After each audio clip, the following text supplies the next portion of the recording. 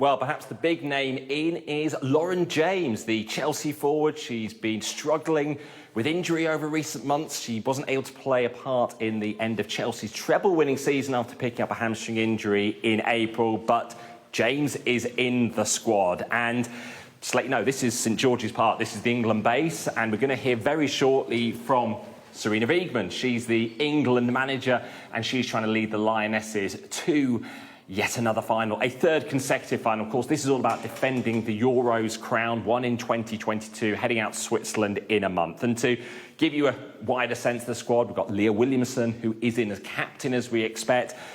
Some of the most experienced names. Lucy Bronze is in for her 7th tournament, major tournament with England, her 4th consecutive Euros. She was part of Chelsea's treble-winning season as well, and she was also there for the Euros final win. But so much is about perhaps maybe the inexperience, because 7 players will be making their major tournament debuts, and we can run through those in a second, but so much of the focus has been on the 3 players who aren't in this squad. Mary Earps, the goalkeeper, Fran Kirby, the creative force, and Millie Bright, the vice-captain. All 3 decided to withdraw themselves from consideration after being told they weren't going to make the cut, or in Earps' case, not wanting to be second choice, having fallen out of favour as being the lead goalkeeper. 218 caps of experience they have between them. So instead, we have some newer names. If you look at the goalkeeping situation, we've got Hannah Hampton, but the two backup goalkeepers have not made a single England appearance between them. So Keating and Morehouse. So that could create some issues for Sarina Wiegman. But to run through those new players, perhaps the names we'll start to get familiar with. We've got the Brighton forward, Millie Bright. She's very fresh to the setup. She scored 41 seconds into her debut in April after coming off the bench, and she's had quite an impact at Brighton. And Aggie Beaver-Jones saw her score a hat-trick for the Lionesses on Friday at Wembley in a 6-0 victory over Portugal. She's had a big impact during Chelsea's season, as well as they won the Women's Super League, the Women's FA Cup and the Women's League Cup. And amongst some of those other new names, Grace Clinton, Kiara Keating, Maya Letizia, Anna Morehouse and Jess Park. Now, quite a few players mentioned from Chelsea. Arsenal won perhaps the biggest prize of them all, the Women's Champions League, for the first time since 2007. And there's quite a few Arsenal players in the squad. So you particularly got Alessia Russo, who was a big part of that final as well. And that shows there's a lot of experienced players from the season who've got that winning mentality, who will be part of this squad that'll be heading out to Switzerland. Now, they'll be meeting up here at the St George's Park base not too long from now, on the 16th of June, then heading out to Zurich, where they're going to be based around there, and then it all gets underway. England will be opening their Euros title defence after flying out to Switzerland on June the 30th. And it will be quite a tough group stage for them. On July the 2nd, they've got the Netherlands, who are ranked 10th in the world. Sorry, the lights have just gone out. Hopefully, there we go, they're back on again. Hopefully things will be shining brighter for England, even without Millie Bright in the squad. So after facing the Netherlands on July the 2nd, then it's France, who are ranked 11th in the world, and then Wales, who'll be making their Women's Euros debut. In fact, their first major tournament experience, the women's team. We'll be finding out their squad in a couple of weeks. So quite a tough group as England tries to be amongst the 2 teams to make it into the quarter-finals from that group. And very short, we'll be hearing more here from Sarina Wiegman about just how and why she's made the selections.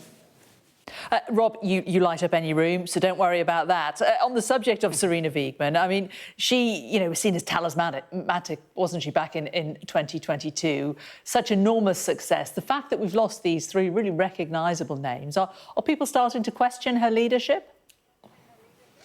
Yeah, there are some questions around the fact she's obviously displayed her ruthless side by deciding to oversee this transition of generations, not sticking with sentimentality with the players who were part of the World Cup squad. They reached the final in Sydney, lost to Spain, and missed out on winning the Women's World Cup for the first time. But perhaps it's a boldness in bringing through that fresh talent that's making an impact in the WSL, and also shows the increased breadth of sort of talent available to her as well, which is increased investment, which leads to more technical coaching, which means that you've got a far bigger talent pool available to you. I mean, it's been pointed out by the FA that of the players who are in the squad, so many of them have been part of the development team. So things like the under-21s set up, and 22 of the 23, in fact, have been capped in development level, as I checked that stat. But this is a big moment for Sarina Wiegman, having perhaps taken the decision to put aside some of those experienced players, that there'll be a lot more pressure on her, particularly as other teams are catching up as well to England's level. You know, if you think back to even the 2019 World Cup, when England reached the semi-finals, then Spain weren't considered a force at all. They were only just starting to rise up. But we've seen, particularly with Barcelona having so much success, so many of their players in the Barcelona side, and now Spain are coming through. They beat England on Tuesday night in the Women's Nations League. So England missed out on reaching the finals of the Women's Nations League, although they did beat Spain at Wembley in February. So they have managed to overcome the world champions since that final defeat. But for Sarina Wiegman, who's now leading England into their third tournament, there will be that pressure on her. She is one of the most experienced coaches, and she has a contract through the 2027 World Cup. So what are the bookies saying about England's chances then? Or maybe our chances not as high as they perhaps were in 2022? Yeah, I think you've got to consider Spain really amongst the favourites. I think they showed that the other night in Barcelona in their victory over England, the fact that they'll be so tough to contend with. And if you think back to Sydney in 2023, it was really a dominant Spain performance over England. The Lionesses really never seemed in that final at all. So that's why what's been seen as a group of death could be pretty hard to get out of. So really, for the first time, there's a lot of jeopardy. Now, in the Women's Euros, there's only 16 teams, whereas the men's has 24 teams. So it's actually quite tougher to get out of the group stage. Obviously, they did it in 2017 and again in 2022 as well. But to think of the bigger picture, this is the St George's Park base. We see on this wall, to my left, these are all the England managers. We see Thomas Tuchel right the way down there, Gareth Southgate all the way back across this wall. And really, you reflect on some of those managers who were perhaps less successful and down the years, and even those women's managers who are less successful as well. Really, for the whole England setup, there's not really been a low since 2016, when Iceland knocked England's men out of the Euros in the last 16 phase. Such a huge shock, because since then, the England men reached the semi-finals in 2018. Then they reached the Euros final. Then at the Qatar World Cup in 2022, they lost to a very strong France team in the quarter-finals.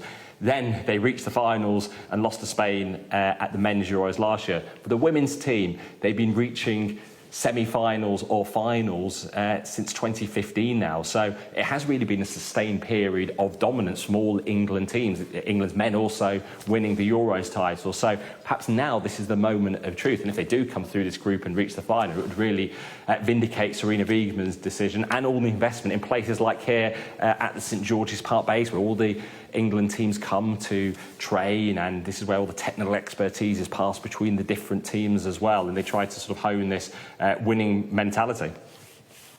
Rob Harris, thanks very much.